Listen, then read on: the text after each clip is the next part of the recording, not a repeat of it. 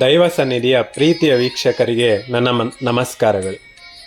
ಇಂದಿನ ನಮ್ಮ ಕ್ಷೇತ್ರ ದರ್ಶನ ಬೆಂಗಳೂರಿನಲ್ಲಿ ಹೆಚ್ಚು ಪ್ರಸಿದ್ಧಿಯಾಗಿರುವ ಮತ್ತು ಅತ್ಯಂತ ಪ್ರಭಾವ ಶಕ್ತಿಶಾಲಿ ದೇವತೆಯಾದ ಹಾಗೂ ಹೆಚ್ಚು ಭಕ್ತರನ್ನು ಹೊಂದಿರುವ ಬಂಡೆ ಮಹಾಕಾಳಿ ದೇವಸ್ಥಾನ. ಈ ದೇವಸ್ಥಾನವು ಕೆಂಪಾಬುದಿ ಕೆರೆಯೇರಿ, ಗವಿಪುರಂ ಗುಟ್ಟಹಳ್ಳಿ, ಕೆಂಪೇಗೌಡ ನಗರ, ಬೆಂಗಳೂರು, ಕರ್ನಾಟಕ 560019 ಇದರ ವಿಳಾಸವಾಗಿದೆ. ಬೆಂಗಳೂರಿನಲ್ಲಿ ಸಾಕಷ್ಟು ಕಟ್ಟಡಗಳೊಂದಿಗೆ, ಉದ್ಯಾನವನಗಳೊಂದಿಗೆ ಸಿಲಿಕಾನ್ ಸಿಟಿ ಎಂದೇ ಪ್ರಖ್ಯಾತಿ ಪಡೆದಿರುವ ಬೆಂಗಳೂರು ಬೇರೆ ದೇಶಗಳಲ್ಲೂ ಪ್ರಸಿದ್ಧಿಯನ್ನು ಪಡೆದಿದೆ.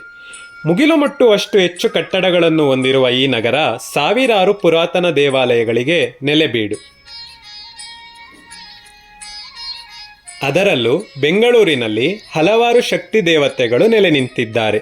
ಬೆಂಗಳೂರಿನ ಸುಪ್ರಸಿದ್ಧ ದೇವಾಲಯಗಳಲ್ಲಿ ಇಲ್ಲಿನ ಗವಿಪುರಂ ಗುಟ್ಟಹಳ್ಳಿಯಲ್ಲಿರುವ ಬಂಡೆ ಮಹಾಕಾಳಿ ದೇವಾಲಯವು ಒಂದಾಗಿದೆ.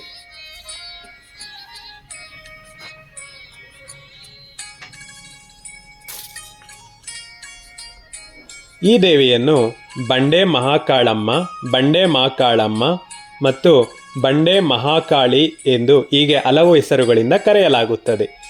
ಕೆಂಪೇಗೌಡರು ಬೆಂಗಳೂರು ನಗರವನ್ನು ನಿರ್ಮಾಣ ಮಾಡುವುದಕ್ಕೂ ಮೊದಲೇ ಈ ದೇವಾಲಯ ಅಸ್ತಿತ್ವದಲ್ಲಿ ಇತ್ತು.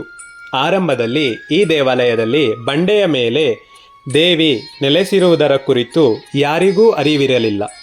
ಸುಮಾರು 1509ರಲ್ಲಿ ನಂಜಮ್ಮ ಎಂಬ ಆಕೆ ಈ ಸ್ಥಳದಲ್ಲಿ ಕುರಿಯೊಂದನ್ನು ಮೇಯಿಸುತ್ತಿದ್ದಾಗ ಆಕೆಗೆ ಇದ್ದಕ್ಕಿದ್ದಂತೆ ಒಂದು ಹೆಣ್ಣು ಧ್ವನಿಯು ಕೇಳಿಸುತ್ತದೆ.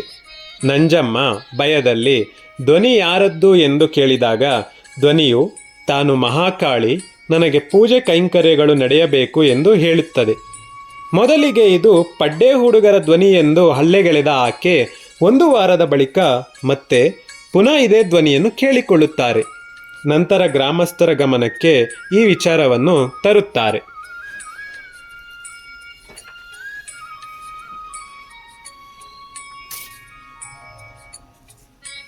ಗ್ರಾಮಸ್ಥರು ಬಂದು ಈ ಪ್ರದೇಶವನ್ನು ಶೋಧಿಸುತ್ತಾರೆ.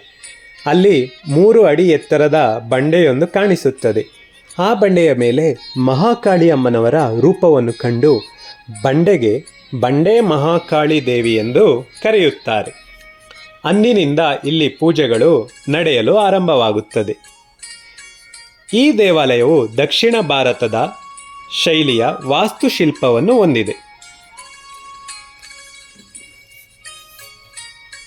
ದೇವಾಲಯದ ಒಳಗೆ ತಾಯಿಯು ಪ್ರತಿಪಾದಿಸುವ ಮೂರ್ತಿಗಳನ್ನು ಕೆತ್ತಲಾಗಿದೆ. ದೇವಾಲಯದ ಒಳಗೆ ಹೋಗುತ್ತಿದ್ದಂತೆ ದೇವಾಲಯದ ವಾಸ್ತುವಿನ್ಯಾಸವನ್ನು ನೋಡುವಾಗ ಮನಸ್ಸಿಗೆ ಆಗುವ ಆನಂದವನ್ನು ಹೆಚ್ಚು ಮಾಡುತ್ತದೆ. ದೇವಾಲಯದ ಸಂಕೀರ್ಣದಲ್ಲಿ ಸಾಯಿಬಾಬಾ, ಸಿದ್ಧಿಗಣಪತಿ, ವಿಜಯದುರ್ಗಿ, ಶ್ರೀ ನಾಡಮಾರಮ್ಮ, ಶ್ರೀ ಕರುಮಾರಿಯಮ್ಮ, ಕಾಟೇರಮ್ಮ, ಮುನೇಶ್ವರ ಸ್ವಾಮಿ, ಮಹಾಕಾಳಿ, ಷಣ್ಮುಖ ದೇವರುಗಳು ಇದ್ದು ಇಲ್ಲಿನ ಪ್ರಧಾನ ದೇವತೆ ಶ್ರೀ ಬಂಡೆ ಮಹಾಕಾಳಿಯೇ ಆಗಿದ್ದಾರೆ.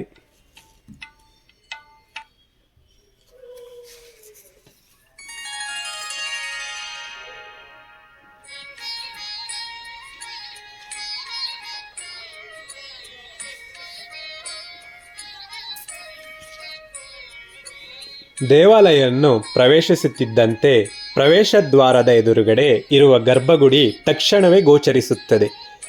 ಪ್ರತಿದಿನ ದೇವಿಯನ್ನು ನವವಧುವಿನಂತೆ ಅಲಂಕರಿಸುವ ಪುರೋಹಿತರ ಕೆಲಸವನ್ನು ನಾವು ಮೆಚ್ಚಲೇಬೇಕು. ಪ್ರತಿ ಮಂಗಳವಾರ, ಶುಕ್ರವಾರ, ಭಾನುವಾರ, ಪೌರ್ಣಮಿ ಶುಭ ದಿನಗಳಲ್ಲಿ ಅಭಿಷೇಕ ಮಾಡಲಾಗುತ್ತದೆ. ಬೆಳಗ್ಗೆ 9ರಿಂದ 10 ಗಂಟೆಯವರೆಗೆ ನಡೆಯಲಿದೆ. 10 ಗಂಟೆಯಿಂದ 2 ಗಂಟೆಯವರೆಗೆ ಬಂದಿರುವ ಭಕ್ತರಿಗೆ ಅಭಿಷೇಕದ ನೀರನ್ನು ಹಾಕಲಾಗುತ್ತದೆ ಮತ್ತು ಅಮಾವಾಸ್ಯೆ ದಿನದಂದು ಬೆಳಗ್ಗೆ 5ರಿಂದ 6 ಗಂಟೆಗೆ ಪಂಚಾಮೃತ ಅಭಿಷೇಕ ನಡೆದು ಅದಾದ ನಂತರ 6 ಗಂಟೆಯಿಂದ ಮಧ್ಯಾಹ್ನ 2 ಗಂಟೆಯವರೆಗೆ ಅಭಿಷೇಕದ ನೀರನ್ನು ಹಾಕಲಾಗುತ್ತದೆ. ಈ ಸಮಯದಲ್ಲಿ ಬಂದಿರುವ ಭಕ್ತರಿಗೆ ದೇವಸ್ಥಾನದ ಗರ್ಭಗುಡಿಯ ಪ್ರವೇಶವನ್ನು ಮಾಡಿಕೊಡಲಾಗುತ್ತದೆ. ಹಾಗೆ ದೇವರನ್ನು ಸ್ಪರ್ಶಿಸಿ ನಮಸ್ಕಾರ ಮಾಡುವ ಭಾಗ್ಯವೂ ದೊರೆಯುತ್ತದೆ. ಈ ರೀತಿ ಅನೇಕ ದೇವಾಲಯದಲ್ಲಿ ಅನುಮತಿ ಇಲ್ಲ. ಆದರೆ ಭಕ್ತರಿಗೆ ಈ ದೇವಾಲಯದಲ್ಲಿ ಅವಕಾಶ ಮಾಡಿಕೊಡಲಾಗಿದೆ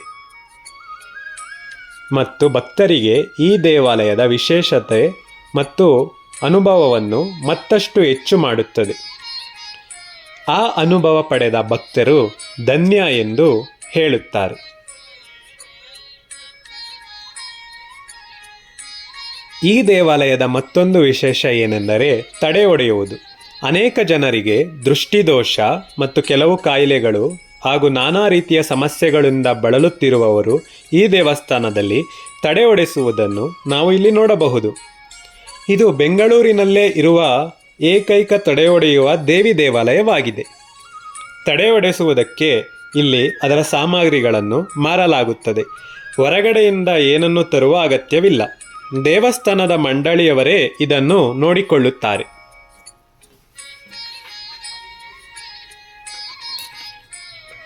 ಈ ದೇವಾಲಯದ ಮತ್ತೊಂದು ವಿಶೇಷವೆಂದರೆ ಕೆಲವರು ಕೆಲ ವಿಚಿತ್ರ ಸಮಸ್ಯೆಗಳಿಂದ ಬಳಲುತ್ತಿರುತ್ತಾರೆ.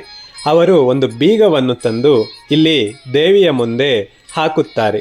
ಹಾಗೆ ಮಾಡಿದ ನಂತರ ನಮ್ಮ ಸಮಸ್ಯೆಗಳು ಇಲ್ಲಿ ಕೊನೆಯಾಯಿತು ಎಂದು ನಂಬುತ್ತಾರೆ. ತಾಯಿಯೇ ಎಲ್ಲವನ್ನು ನೋಡಿಕೊಳ್ಳುತ್ತಾರೆ ಎಂದು ನಂಬುತ್ತಾರೆ. ಈ ದೇವಾಲಯದಲ್ಲಿ ಬರುವ ಭಕ್ತರಿಗೆ ಪ್ರಸಾದವನ್ನು ದೊರೆಯುವಂತೆ ದೇವಸ್ಥಾನದ ಮಂಡಳಿಯವರು ಮಾಡಿದ್ದಾರೆ. ಲಾಡು ಪ್ರಸಾದ ಮತ್ತು ತೀರ್ಥ ಪ್ರಸಾದ ವ್ಯವಸ್ಥೆ ಮಾಡಲಾಗಿದೆ. ಅದಕ್ಕೆ ಹಣವನ್ನು ತೆಗೆದುಕೊಳ್ಳುತ್ತಾರೆ. ಹಾಗೆಯೇ ಬಂದಿರುವ ಭಕ್ತರಿಗೆ ಉಚಿತವಾಗಿ ದೇವಸ್ಥಾನದಲ್ಲಿ ಪ್ರಸಾದವನ್ನು ಕೊಡಲಾಗುತ್ತದೆ. ಈ ದೇವಾಲಯದಲ್ಲಿ ಮಂಗಳವಾರ ಹಾಗೂ ಶುಕ್ರವಾರ ಭಕ್ತರು ತಮ್ಮ ಇಷ್ಟಾರ್ಥಗಳನ್ನು ನೆರವೇರಿಸಲು ನಿಂಬೆಹಣ್ಣಿನಿಂದ ಹಾಗೂ ಕುಂಬಳಕಾಯಿಯಿಂದ ಹಾಗೂ ಬೆಲ್ಲದಿಂದ ದೀಪವನ್ನು ಬೆಳಗುತ್ತಾರೆ ಮತ್ತು ಪ್ರತಿ ಪೌರ್ಣಮಿಯ ದಿನದಂದು ವಿಶೇಷ ಊಟದ ವ್ಯವಸ್ಥೆಯನ್ನು ದೇವಸ್ಥಾನದವರು ಭಕ್ತರಿಗೆ ಮಾಡಿದ್ದಾರೆ.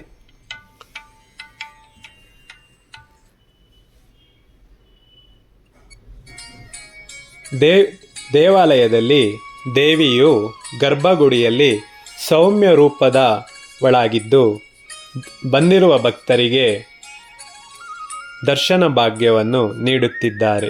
ಹಾಗೆ ಇಲ್ಲಿ ಒಮ್ಮೆ ಭೇಟಿ ಕೊಟ್ಟು ಪುನರ್ದರ್ಶನವನ್ನು ಪ್ರಾಪ್ತಿಸುತ್ತಿದ್ದಾಳೆ. ಧನ್ಯವಾದಗಳು.